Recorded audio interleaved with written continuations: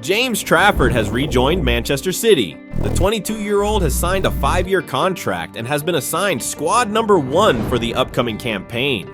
Let's be honest, we saw that coming from a mile away. Remember this. Manchester City are expected to re-sign James Trafford from Burnley. City are set to pay £27 million for the 22-year-old, who they sold to Burnley for £14 million in 2023, which means this deal is effectively costing them £13 million. And the deal agreed with Burnley was worth around £31 million plus add-ons. Trafford has agreed a 5-year contract. Stefan Ortega is expected to leave the club, but nothing is close. And City are understood to be pleased with an effective buyback option being fruitful for them for one of their academy players. And they may feel it's increasingly important to have that option when they sell.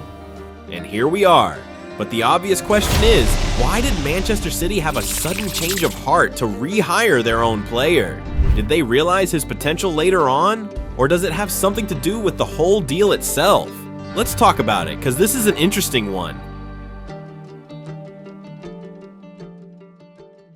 First of all, this is Manchester City. They are all about playing 3D chess whenever it comes down to the bigger picture.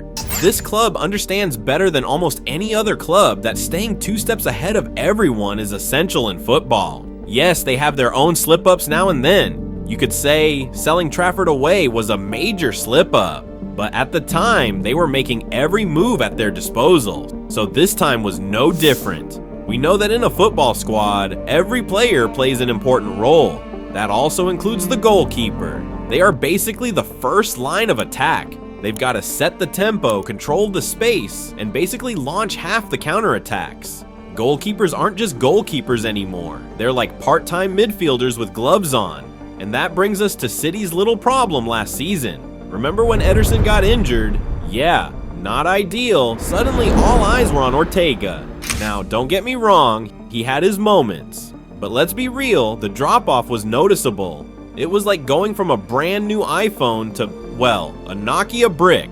Still works, but you definitely feel the downgrade. City had built this whole beautiful system around Ederson, and when he was gone, it was obvious. They didn't have another guy who could slide right in and keep that machine running smoothly. And that's why City thought, okay, we need a fix for this, and we need it fast. So you could see from their perspective what was really the issue here. That's all good to know, but for those who are thinking, how good is this Trafford fellow? Well, let's get to that next.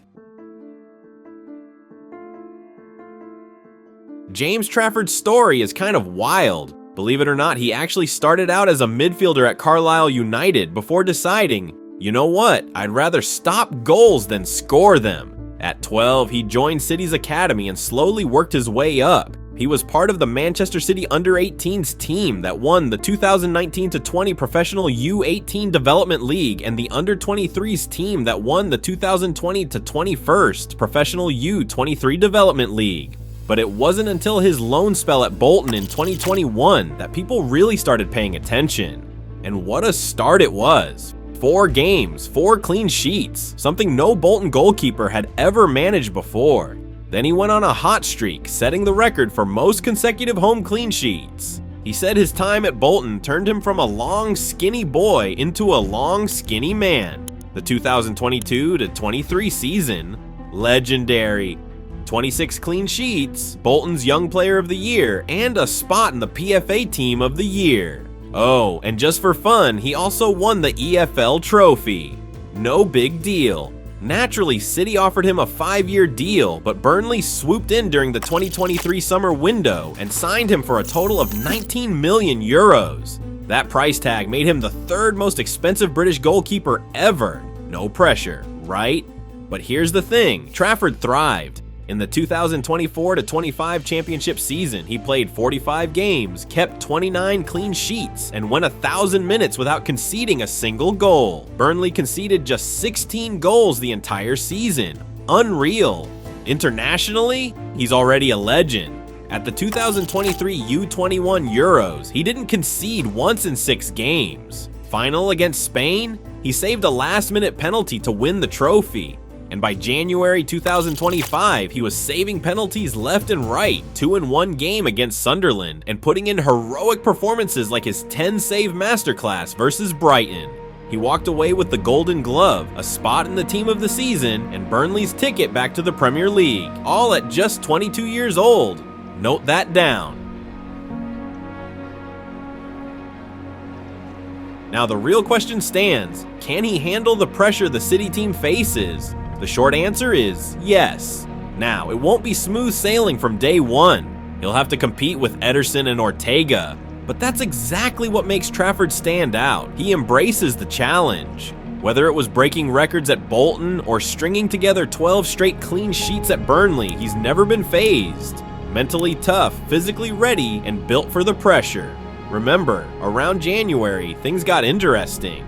Newcastle United came in hot with a €27 million bid for James Trafford. And that's when City had a choice to make. Sit back and watch him leave, or bring him back to the club where it all started. No prizes for guessing, they chose the latter. Now, what does this mean for the squad? Let's start with Ederson. He's in his 30s now, and he's entering the final year of his contract. On top of that, there are constant rumors about him heading off to Turkey. So, his future in Manchester? Very much up in the air. Ortega too has suitors sniffing around. Suddenly, things aren't as secure as they look. That's why City had to think ahead. Instead of dropping €80 million on some brand new keeper from abroad, they went for a guy they already know inside out. Trafford isn't just any signing, he's one of their own. He spent 8 years at City, trained under Pep, learned the philosophy, lived the standards. No culture shock here. But maybe the most impressive part of this whole deal, loyalty. Newcastle were ready to make him the first choice straight away, but he still picked City. That says everything about his mindset. He's not chasing the easy route. He wants to be part of something bigger. So for those who are concerned about his re-arrival at City once again, don't fret. This isn't just another story about hiring a talented goalkeeper. This is about an investment that will serve Manchester City well in the coming days. Like we said, City is all about playing 3D chess. So City isn't panicking, they're planning strategically for the coming seasons. Trafford is one of those special players who can be molded into whatever perfect form City envisions him to be. With proper training and enough time, this could turn out to be one of City's most profitable investments to secure their long-term future. They already have a good roster of talented players. So bringing back Trafford just adds another one to their arsenal. City isn't just signing a backup, they're investing in their future number one. What do you think? Was this the correct move from City? Will this investment pay off in the long run? Drop your thoughts in the comments down below. Don't forget to leave a like on the video and subscribe to the channel. See you again at the next one.